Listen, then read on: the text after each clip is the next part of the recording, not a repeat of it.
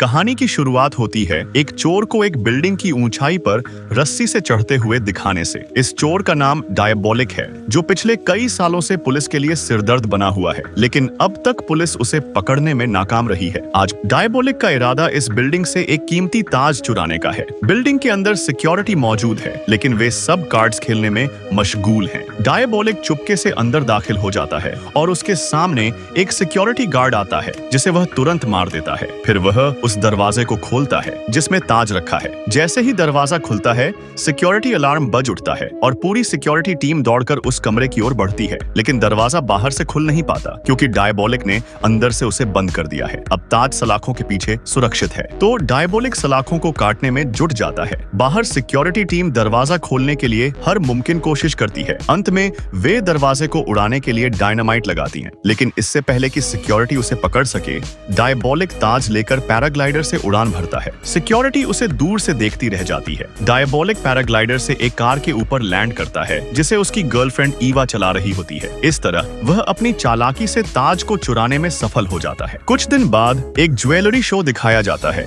जहां 5 महंगी models jewellery पहनकर प्रदर्शन कर रही होती हैं। यह शो एक ज्वेलरी कंपनी द्वारा आयोजित किया गया है, वही कंपनी जिसका ताज डायबोलिक और ईवा ने चुराया था। इस शो में ज्वेलरी की कीमत बहुत अधिक है और सिक्योरिटी भी टाइट होती है, क्योंकि कुछ दिन पहले ही डायबोलिक ने इस कंपनी के ताज को चुराया था। जब इन मॉडल्स का प्रदर्शन खत्म होता है, तभी अचानक लाइट चली जाती है और एक पुलिस अधिकारी आता है, जो कहता है, आप सब मेरे साथ चलें। वह उन्हें एक कमरे में ले जाता है, जिसे वह बाहर से बंद कर देता है, लेकिन यह कोई सामान्य कमरा नहीं, बल्कि एक गाड़ी है। वह गाड़ी को चलाकर एक खुफिया रास्ते तक ले जाता है। कुछ देर बाद पुलिस अधिकारी अपना मास्क उतारता है और पता चलता है कि वह कोई और नहीं, बल्कि डायबोलिक है। अब डायबोलिक इन मॉडल्स को ज्वेलरी निकालने के लिए कहता है और फिर उन्हें बीच सड़क पर छोड़कर भाग जाता है। डायबोलिक अपनी गाड़ी को एक चट्टान के पास रोकता है और एक बटन दबाता है, जिससे चट्टान 2 हिस्सों में बंट जाती है। यह एक गुप्त रास्ता है, जहां वह अपनी चुराई हुई चीजें छिपाता है। वह अपनी गाड़ी को इस टनल में ले जाता है,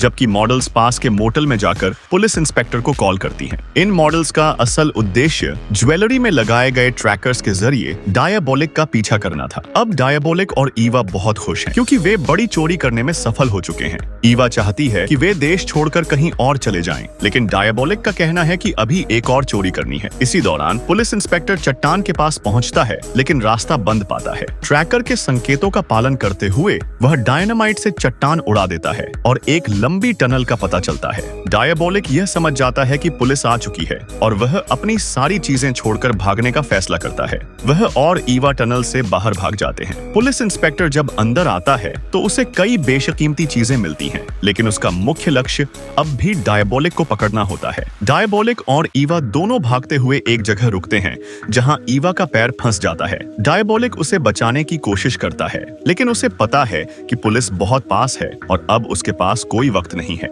इसलिए वह ईवा को वहीं छोड़कर भाग जाता है, जिससे ईवा का दिल टूट जाता है और उसे लगता है कि डायबोलिक ने उसे धोखा दिया है। पुलिस के पहुंचने से पहले वह अपना पैर निकालकर पानी में कूद जाती है। डायबोलिक और ईवा एक बार फिर से इंस्पेक्टर को धोखा देकर भाग जाते हैं, जिससे इंस्पेक्टर को गहरी निराशा होती है। वह किसी भी कीमत पर डायबोलिक को पकड़ने की कोशिश कर रहा था और अब वह एक बार फिर उसकी मास्टर चोरियों से बेखबर रह जाता है। इंस्पेक्टर अब उसी जगह पहुंचता है जहां डायबोलिक ने अपनी बेशकीमती चुराई हुई चीजें छिपाई थीं। वहां कई महंगी पेंटिंग्स भी पाई जाती हैं, जिन्हें इंस्पेक्टर अपने कब्जे में ले लेता है। उसे वहां एक बिल्डिंग का स्केच भी मिलता है और उसे लगता है कि यह बिल्डिंग डायबोलिक से जुड़ी हुई हो सकती है। वह अपनी टीम के साथ उस बिल्डिंग में जांच करने के लिए जाता है, लेकिन काफी छानबीन के बाद भी उन्हें कुछ नहीं मिलता। तभी एक पुलिस ऑफिसर गलती से एक लीवर पर हाथ रख देता है, जिससे एक खुफिया दरवाजा खुल जाता है। जब वे बेसमेंट में पहुंचते हैं तो वहां डायबोलिक की मास्क बनाने वाली मशीन पाते हैं, जिसका इस्तेमाल वह चोरियां करने के लिए करता है। इंस्पेक्टर सबको निर्देश देता है कि वे यहाँ की किसी भी चीज को न छुएं, क्योंकि उसे यकीन है कि डायबोलिक अगली चोरी करने के लिए यहीं आएगा और तब वह उसे पकड़ने का मौका पाएगा। इस बीच हमें इंस्पेक्टर की गर्लफ्रेंड को दिखाया जाता है,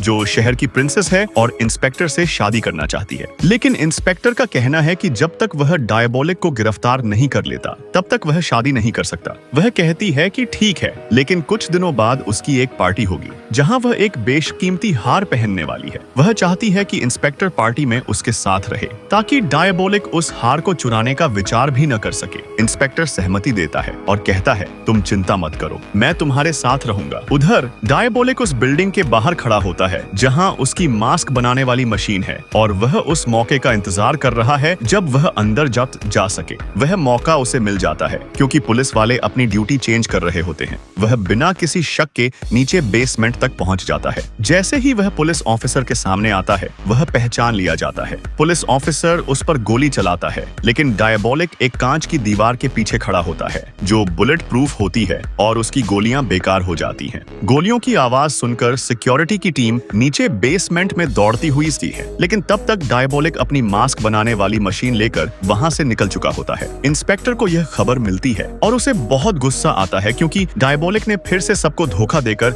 अपनी मशीन लेकर भाग निकला था। उसे लगता है कि अब वह कभी भी डायबोलिक को पकड़ने में कामयाब नहीं हो पाएगा। तभी उसके सीनियर उसे बुलाकर कहते हैं, तुम डायबोलिक को कैसे पकड़ोगे? उसने एक बार फिर तुम्हें बेवकूफ बना दिया है। तभी ईवा का कॉल आता है। ईवा कहती है, डायबोलिक ने मुझे धोखा दिया है, मैं उसे पकड़वाने में तुम्हारी मदद कर सकती हूँ, लेकिन इसके बदले मुझे जो भी क्रिमिनल चार्जेस हैं उन सबको खत्म कर दो और मुझे किसी दूसरी कंट्री में सेटल करने का वादा करो। हालांकि इंस्पेक्टर उसे अरेस्ट करना चाहता है, लेकिन उसके सीनियर उसे यह प्लान अपनाने का निर्देश देते हैं। ईवा ने इंस्पेक्टर को आधे घंटे का समय दिया है और वह फिर से आधे घंटे बाद कॉल करेगी। इंस्पेक्टर एक योजना बनाता है। वह अपने ऑफिसर से कहता है, जब ईवा मुझे कॉल करेगी तो मैं उसे अपनी बातों में उलझा दूंगा और उसी वक्त तुम उसकी लोकेशन का पता लगाकर उसे अरेस्ट कर लेना। आधे घंटे बाद ईवा कॉल करती है। इंस्पेक्टर उसे अपनी बातों में उलझा देता है और इसी बीच उसकी टीम ईवा की लोकेशन का पता लगा लेती है। वह एक टेलीफोन बूथ से कॉल कर रही होती है और पुलिस ऑफिसर्स उसकी तरफ बढ़ने लगते हैं।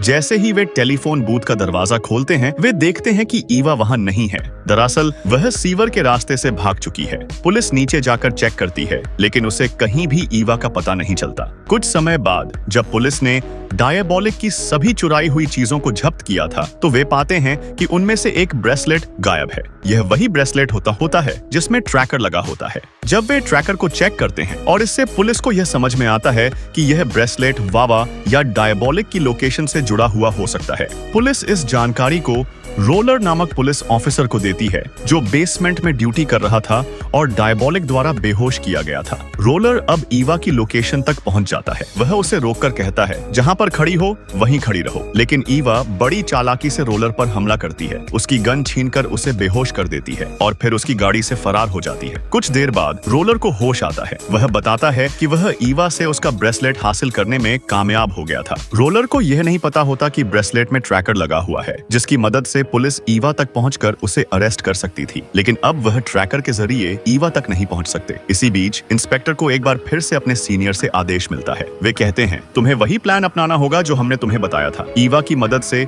डायबोलिक को पकड़ लो। हालांकि इंस्पेक्टर इस प्लान से सहमत नहीं होता, लेकिन उसे अब यह करना ही होगा। इसलिए वह किसी तरह ईवा से मिलता है। ईवा उसे बताती है, मेरे पास एक प्लान है। डायबोलिक अपने सारे चुराए गए सोने को वापस पाना चाहता है, जो इस वक्त पुलिस के कब्जे में है। हमें किसी भी हाल में यह बात बाहर नहीं फैलने देनी होगी कि पुलिस उस सोने को एक जगह से दूसरी जगह शिफ्ट कर रही है, क्योंकि डायबोलिक उस सोने को वापस लेने के लिए आएगा। हम गाड़ी को बहुत सिक्योरिटी के साथ वहां से निकालेंगे जहां सोना रखा हुआ है और उसे एक टनल में ले जाएंगे। डायबोलिक उस गाड़ी पर हमला करेगा ताकि वह अपना सोना वापस ले सके और ठीक उसी वक्त हम उसे गिरफ्तार कर लेंगे। असली सोना हम एक साधारण गाड़ी में निकालकर दूसरी जगह ले जाएंगे। इंस्पेक्टर को यह प्लान बहुत अच्छा लगता है और वे इसे लागू करने के लिए बाजार में अफवाह फैलाते हैं कि सोने को एक जगह से दूसरी जगह शिफ्ट किया जा रहा है। उसी दिन इंस्पेक्टर की गर्लफ्रेंड की पार्टी भी होती है, जिसमें वह एक बेशकीमती हार पहनने वाली है। इंस्पेक्टर अपनी गर्लफ्रेंड से कहता है, मुझे माफ करना, मैं पार्टी में नहीं आ सकता, लेकिन मैं तुम्हारी सिक्योरिटी के लिए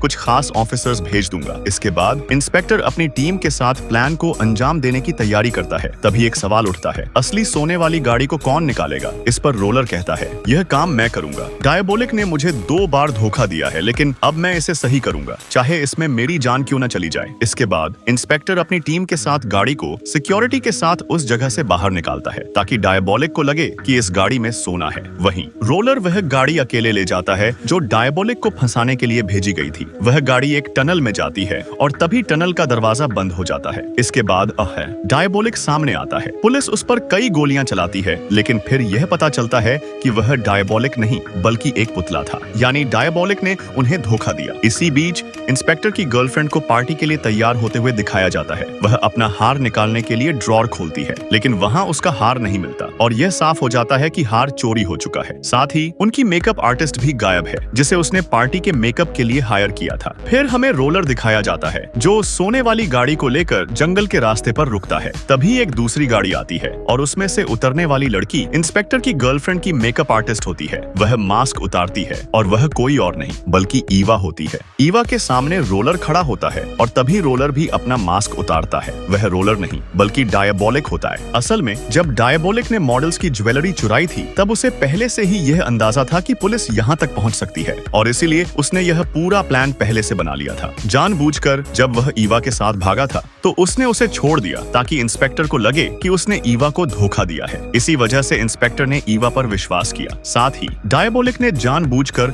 वह स्केच छोड़ दिया था जो उस जगह का था जहां उसकी मास्क बनाने वाली मशीन रखी हुई थी, ताकि पुलिस वहां तक पहुंच सके। जब पुलिस उसकी मशीन लेने गई तो डायबोलिक ने रोलर को मार डाला और फिर रोलर का मास्क बनाकर बेहोश हो गया। इसके बाद पुलिस ने उसे अपने साथ ले लिया और इतने दिनों से रोलर जो उनके साथ था वह दरअसल डायबोलिक था। जब डायबोलिक ने ईवा से ब्रेसलेट ले लिया था तो इसका मकसद था ताकि पुलिस उसे ट्रैक न कर सके। डायबोलिक ने अपने शातिर प्लान से अपना सारा लूटा हुआ माल वापस हासिल कर लिया है और साथ ही इंस्पेक्टर की गर्लफ्रेंड का बेशकीमती हार भी अब उसके पास है। इसके बाद वह ईवा के साथ मिलकर इस देश को हमेशा के लिए छोड़ देता है। अब उसके पास इतना पैसा है कि वह आराम से अपनी जिंदगी जी सकता है। लेकिन डायबोलिक केवल पैसे के लिए चोरी नहीं करता, यह उसकी आदत बन चुकी है। इसलिए हो सकता है कि वह फिर से चोरी करे और एक दिन फिर से इंस्पेक्टर का सामना उससे हो। यह थी पूरी कहानी डायबोलिक की। उम्मीद है कि यह कहानी आपको पसंद आई होगी। कहानी आपको कैसी लगी हमें कमेंट में जरूर बताएं। वीडियो को लाइक और शेयर करें और चैनल को सब्सक्राइब करना न भूलें। जल्द ही मिलेंगे एक और नई वीडियो के साथ। धन्यवाद।